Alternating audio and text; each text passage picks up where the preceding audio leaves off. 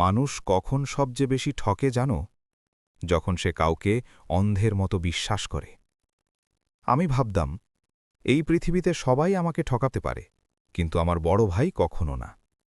বাবা মারা যাওয়ার পর আমি তাকে বাবার মতোই মানতাম। একদিন ভাই বলল, কিছু কাগজে সই করতে হবে ব্যবসার জন্য। আমি একবারও পড়লাম না, চোখ বন্ধ করে সই করে দিলাম, কারণ আমি বিশ্বাস করতাম ভাই তো কখনো ভাইকে ঠকায় না। কিন্তু কয়েকদিন পরে আমি বুঝলাম, মানুষের জীবনের সবচেয়ে বড় ভুল অন্ধবিশ্বাস। জীবন থেকে বলছি, মানুষ কখন ঠকে? মানুষ কখন ঠকে জানো? যখন সে কাউকে অন্ধের মতো বিশ্বাস করে। এই কথাটা আমি বইয়ে পড়ে বুঝিনি, নিজের জীবন থেকে বুঝেছি। আমাদের দুই ভাইয়ের সংসার। আমি ছোট, বড় ভাই রাশেদ। ছোটবেলা থেকে ভাইয়াকে আমি বাবার মতোই মানতাম। বাবা মারা যাওয়ার পর তিনিই সংসারের দায়িত্ব নিয়েছিলেন। তাই ভাই যা বলতো আমি কখনো প্রশ্ন করতাম না। কিছুদিন পরে ভাই বলল, একটা জমি বিক্রি করে একটা ব্যবসা করব। জমিটা ছিল আমাদের দুজনের নামে। আমি বললাম, তুমি যেটা ভালো মনে করো। ভাই বলল, কিছু কাগজে সই করতে হবে।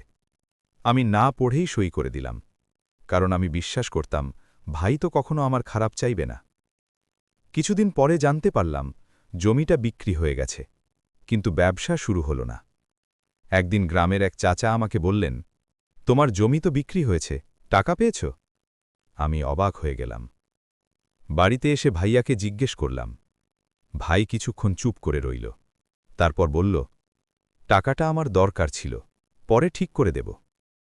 সেদিন বুকের ভিতরটা ফাঁকা হয়ে গিয়েছিল। আমি জমি হারানোর কষ্ট পাইনি যতটা, তার চেয়ে বেশি কষ্ট পেয়েছিলাম বিশ্বাস হারানোর।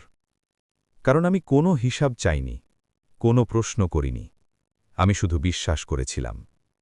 সেদিন বুঝলাম, মানুষ তখনই ঠকে যখন সে কাউকে অন্ধের মতো বিশ্বাস করে। বিশ্বাস করা ভুল না, কিন্তু নিজের চোখ বন্ধ করে বিশ্বাস করা সবচেয়ে বড় ভুল। আজও ভাই আমার ভাইই আছে। আমরা একই গ্রামে থাকি, কিন্তু আগের মতো আর কখনো চোখ বন্ধ করে কাউকে বিশ্বাস করতে পারি না। জীবন থেকে বলছি, বিশ্বাস করো, কিন্তু নিজের বিচার বুদ্ধিটা বন্ধ করো না, কারণ অন্ধ বিশ্বাসী মানুষকে সবচেয়ে বেশি ঠকায়।